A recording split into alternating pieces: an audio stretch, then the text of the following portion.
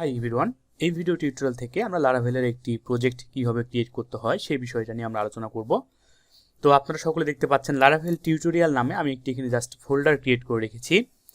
তো আমি আরেকটি ফোল্ডার ক্রিয়েট করে নিচ্ছি এখানে। তো এখান থেকে জাস্ট আমি নিউয়ে চলে যাচ্ছি, নিউ থেকে একটি ফোল্ডার ক্রিয়েট করে নিচ্ছি, বলে দিলাম আমি হচ্ছে লারাভেল অল।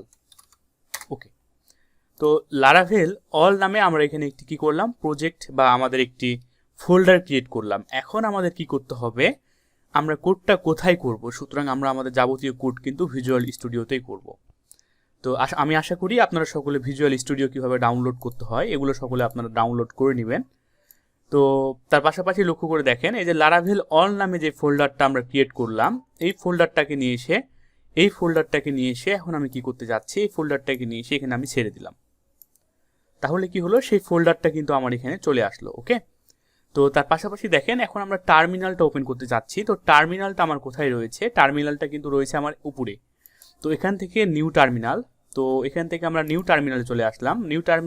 নিউ টার্মিনালে চলে আসার পর এখন আমাকে এখানে কি করতে হবে, তো দেখেন এখন কিন্তু আমি ডেস্কটপ, সুতরাং ইউজারের ভিতর রয়েছে আমার ইউজার, সুতরাং তার পাশাপাশি রয়েছে আমাদের ডেস্কটপের ভিতর রয়েছে আমার কি, লারাভেল অল। তো লক্ষ্য করে দেখেন এটা কিন্তু আমার ডেস্কটপের ভিতরে রয়েছে হচ্ছে আমার লারাভেল অল, তাই না?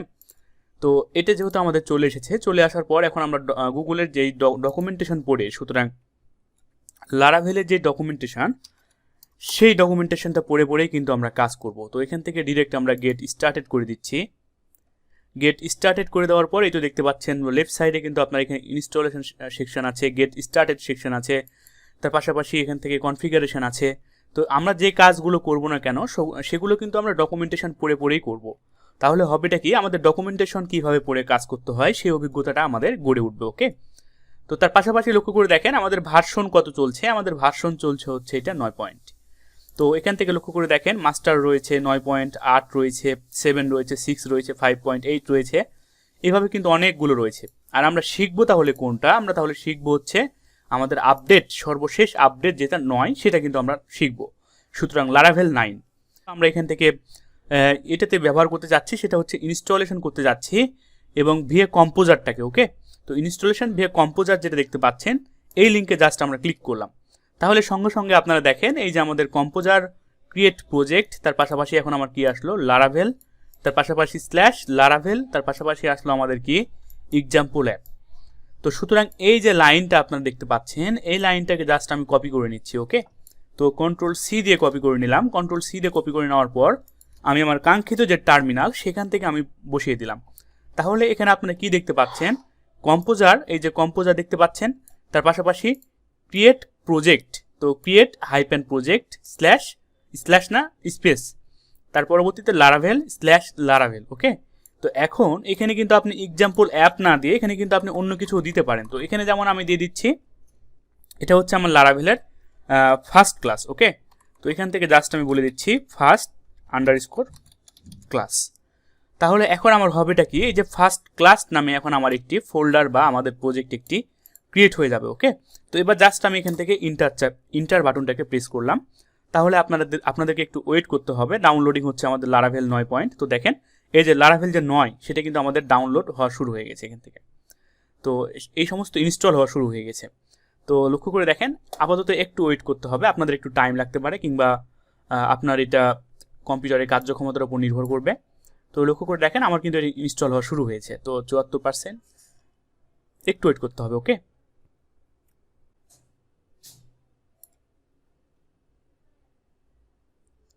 তো দেখেন এখন আমাকে এখানে কি বলছে, অ্যাপ্লিকেশনকে সেট সাকসেসফুল।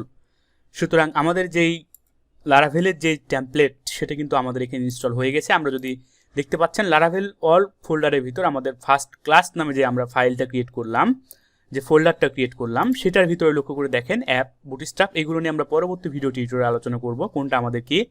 তবে এখন আমরা চাচ্ছি আমাদের যে কাঙ্ক্ষিত যে ফাইলটা আমাদের ইনস্টল হলো সেই ফাইলটাকে এখন আমরা ওপেন করতে। ওকে, তো আপনারা সকলে দেখতে পাচ্ছেন যে আমাদের যেই অ্যাপ্লিকেশন কি সেট সাকসেসফুল, এটা কিন্তু অ্যাকচুয়ালি আমাদের হয়ে গেল। তো এখন আমরা চাচ্ছি এখন আমরা ফাইলটাকে কিভাবে ওপেন করব। তো এখানে একটা জিনিস লক্ষ্য করে দেখেন, এখানে কি লেখা আছে আমাদের, আমরা চলে যাচ্ছি আমাদের ডকুমেন্টেশনে, সিডি এক্সাম্পল অ্যাপ।